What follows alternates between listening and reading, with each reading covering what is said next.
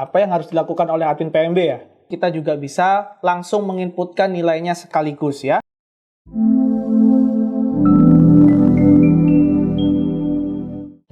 Halo rekan Siakatlot, salam sehat kembali lagi dengan saya Ronald di Discover Siakatlot. Pada video sebelumnya kita sudah membahas tentang bagaimana cara membuat periode pendaftaran di aplikasi PMB Siakatlot. Lalu setelah periode pendaftaran dibuka, apa yang harus dilakukan oleh admin PMB ya? Ya, kalau sudah ada pendaftar, kita harus mengelola pendaftar tersebut hingga diterima menjadi mahasiswa. Bagaimana caranya? Mari kita simak di video ini. Lalu step apa saja yang harus kita lakukan untuk mengelola pendaftar ini? Yang pertama, kita lihat data pendaftar yang sudah masuk, ada berapa. Ya. Lalu yang kedua, kita cek berkas yang sudah dikumpulkan. Berkas ini adalah berkas yang memang menjadi syarat sebagai pendaftaran. Yang ketiga, jika ada seleksi, ya, kita bisa jadwalkan seleksi itu untuk pendaftar. Ya. Lalu jika ada seleksi, ya, itu step selanjutnya adalah yang keempat, kita menginputkan nilai seleksinya. Ya. Lalu yang kelima, kita menentukan kelulusan pendaftar tersebut. Ya, siapa saja yang diterima di prodi pilihan yang mana. Yang keenam, kita melayani daftar ulang pendaftar yang sudah diterima. Lalu yang ketujuh, step terakhir, kita bisa mengenerate NIM dan bisa mengirimkan data calon mahasiswa ini menjadi data mahasiswa baru ke modul akademik.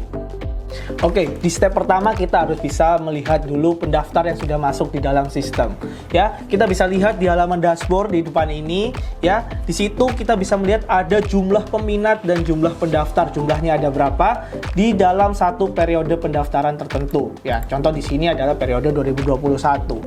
Oke, saya akan jelaskan apa beda peminat dan pendaftar. Peminat itu adalah seorang yang hanya mengisikan biodata secara singkat di awal, ya, tetapi tidak melanjutkan hingga membayar formulir seperti itu. Oke, tetapi kalau pendaftar itu akan membayar formulir dan juga akan mendapatkan login ke dalam sistem, ya, sehingga dia bisa masuk ke dalam sistem untuk melengkapi formulirnya. Ya, lalu kita bisa melihat detail siapa saja yang peminat, siapa saja yang pendaftar, itu kita bisa klik di menu pendaftar ini.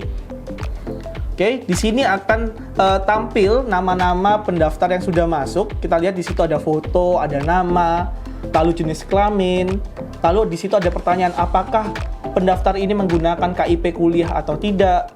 Ya, di kolom berikutnya ada juga NIM.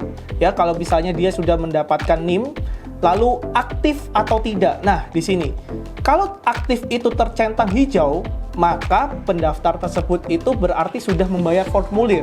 Dia sudah bisa masuk ke dalam aplikasi untuk melengkapi semua keperluan-keperluan seperti biodata, berkas, dan lain-lain. Oke, lalu di kolom terakhir ada finalisasi. Di dalam finalisasi ini jika masih silang berarti belum mengumpulkan formulir tersebut. Ya, belum dikunci formulir tersebut. Ya, itu adalah finalisasi. Nah, lalu yang terakhir ini ada aksi juga, tombol-tombol aksi, di mana tombolnya itu ada reset password kalau misalnya pendaftar itu lupa password. Lalu yang di tengah ada klik detail, kalau kita mau melihat lebih detail lagi tentang biodata pendaftar tersebut, lalu kita bisa klik edit gitu ya, seperti salah satu contoh seperti ini, kita bisa klik edit. Ya, kalau misalnya ada kesalahan dari biodata pendaftar, lalu juga ada tombol hapus kalau sudah memang tidak diperlukan lagi pendaftar ini, maka kita bisa hapuskan. Oke, step yang kedua. Sekarang kita harus melihat apakah berkas yang sudah diupload oleh pendaftar yang sebagai syarat itu tadi, itu sudah benar atau tidak. Ya, cara kita mengeceknya, kita masuk di menu seleksi, syarat seleksi. Maka di sini akan tampil semua pendaftar yang sudah mengupload berkasnya. Ya, kalau ingin melihat berkasnya, kita tinggal klik di kolom dokumen itu. Ya, kita misalnya klik ada berkas ijazah seperti ini ya. Kita klik apakah sudah benar yang diupload itu ijazah atau bukan, gitu ya. Setelah kita cek, kalau misalnya sudah sesuai, kita bisa klik edit. Lalu kita bisa centang sesuai. Kalau misalnya mau ada keterangan tertentu yang mau dituliskan, bisa dituliskan di sini. Kalau sudah selesai, tinggal klik simpan. Oke, di step 3, ini adalah step yang opsional jika kampus Bapak Ibu di proses PMB-nya itu ada seleksi, proses seleksi, maka kita harus membuatkan jadwal seleksinya. Ya, untuk cara membuat seleksinya sudah dijelaskan di video sebelumnya. Sekarang kita akan membuat jadwalnya, kapan, di mana, dan ruangnya, seperti itu. Oke, kita masuk di menu pengaturan, lalu klik jadwal seleksi. Oke, lalu kita bisa klik tambah di sini. Ya, pastikan di filter yang di atas itu sudah benar periode pendaftarannya, beserta jalur, gelombang, sistem kuliahnya, lalu kita klik tambah.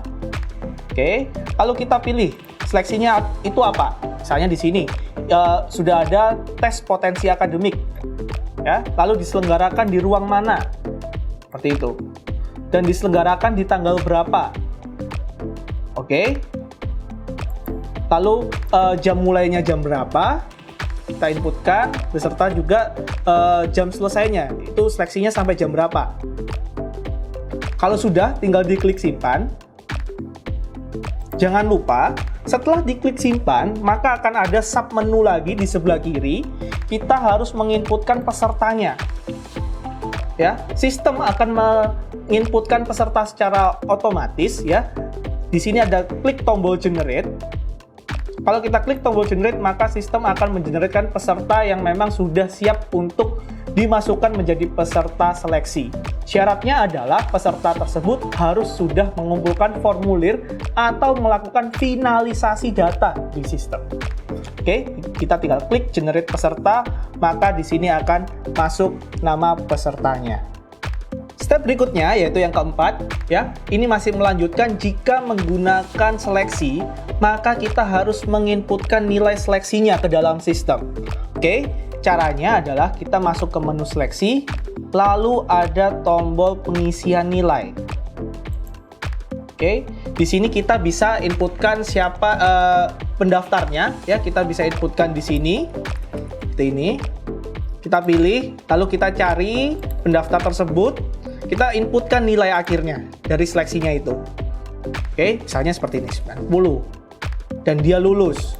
Jika memang ada dokumen pendamping, kita bisa upload di sini. Jika memang ada keterangan yang mau diinputkan, juga bisa diinputkan di dalam kolom keterangan. Lalu kita bisa klik simpan.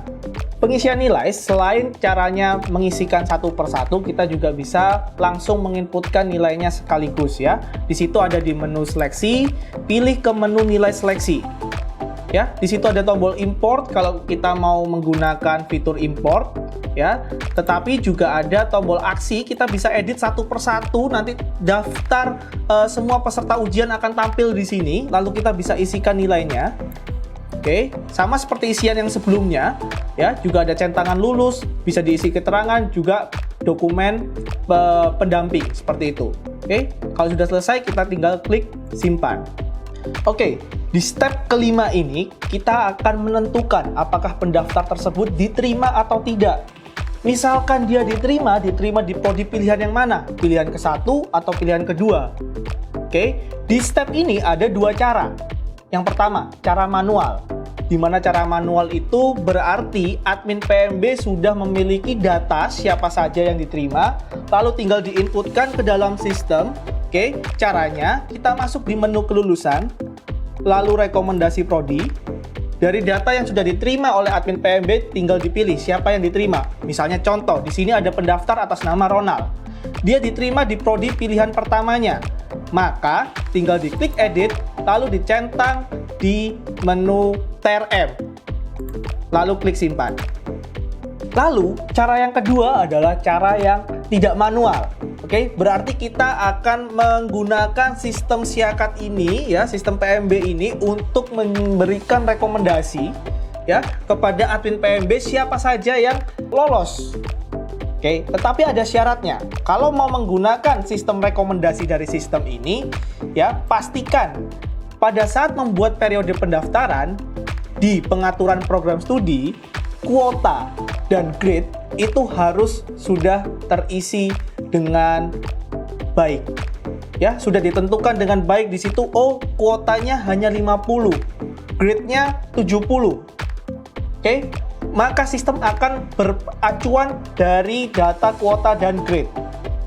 Ya, kalau misalnya data di program studi sudah benar, maka kita bisa di menu kelulusan rekomendasi prodi sama seperti yang tadi, kita bisa klik aksi, ya, lalu kita tinggal klik rekomendasi. Oke, lalu klik OK, maka sistem akan merekomendasikan bahwa pendaftar Ronald ini dengan nilai tes 90, dia bisa masuk di program studi pilihan satunya, yaitu di sistem informasi. Oke, dan di sini akan tercentang bahwa sistem merekomendasikan. Ini di sini baru merekomendasikan, belum diterima. Bagaimana kalau misalnya kita setuju, ya admin PMB sudah setuju bahwa hasil rekomendasi sistem ini yang akan digunakan, tinggal menu klik aksi lagi, ya, lalu kita tinggal klik validasi. Oke, maka kolom TRM atau kolom terima itu sudah akan tercentang. Ya, jadi untuk menggunakan cara kelulusan yang menggunakan rekomendasi prodi by sistem, kita bisa lakukan di klik aksi rekomendasi ini. Dan pastikan di data program studi itu sudah di-set kuota dan grade-nya. Di step yang ke-6, kita akan membahas bagaimana cara melakukan daftar ulang atau registrasi ulang pendaftar yang sudah diterima di prodi pilihannya. Oke, jadi caranya adalah kita masuk ke menu kelulusan lalu registrasi ulang. Ya, lalu kita tinggal mengetikkan namanya. Oke, nama pendaftarnya, lalu kita klik cari, lalu dilihat berkasnya, apakah sudah sesuai atau tidak. Saran dari kami, alangkah baiknya jika proses pendaftaran ulang ini memang pendaftar yang harus datang ke kampus, ya, untuk melengkapi syarat-syaratnya. Jadi ketika pendaftar datang ke kampus, dicari namanya, lalu apakah syaratnya memang sudah sesuai, kita centang. Jika sudah sesuai semua, kita bisa klik simpan. Oke, lalu kalau misalnya sudah sesuai semua, di sini akan ada tombol generate name. Kita bisa langsung generatekan name untuk pendaftar tersebut. Seperti ini. Di alur yang terakhir ini, ya, kita harus mengimportkan data calon mahasiswa agar menjadi data mahasiswa ke SIM akademik.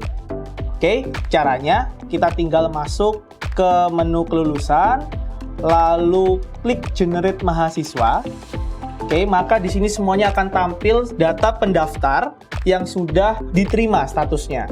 Oke, dan di sini juga akan ada informasi apakah pendaftar tersebut sudah daftar ulang atau belum, NIM-nya sudah ada atau belum, ya. Nanti kalau mau menginputkan data-data yang sudah mendapatkan NIM atau sudah melakukan daftar ulang, itu kita tinggal klik tombol hijau tulisan mahasiswa ini. Oke, apakah Anda yakin untuk melakukan generate mahasiswa? Oke. Ya, jika terjadi error seperti ini, ya, berarti ini masih ada kegagalan. Jika gagal seperti ini, maka hubungi admin perguruan tinggi untuk men-setting di SIM akademik bahwa mahasiswa baru itu akan mendapatkan kurikulum tahun berapa, seperti itu. Ya, setelah dari bagian akademik men-setting seperti ini, maka dari PMB itu bisa langsung mengeneratkan lagi dan akan berhasil. Data ini akan masuk di dalam SIM akademik dan bisa menjadi data mahasiswa baru di SIM akademik seperti ini. Ya, itu tadi proses pengelolaan pendaftar hingga menjadi mahasiswa baru. Dan perlu diketahui, video ini merupakan lanjutan dari video sebelumnya yang Anda bisa cek di sini. Oke, sekian episode kali ini. Nantikan episode video tutorial Siakat Cloud berikutnya. Jangan lupa like, comment, and subscribe untuk mendapatkan update video terbaru dari kami. Terima kasih, salam sehat, dan selamat mencoba. Solusi teknologi perguruan tinggi Anda. Sevima, Revolutionize Education.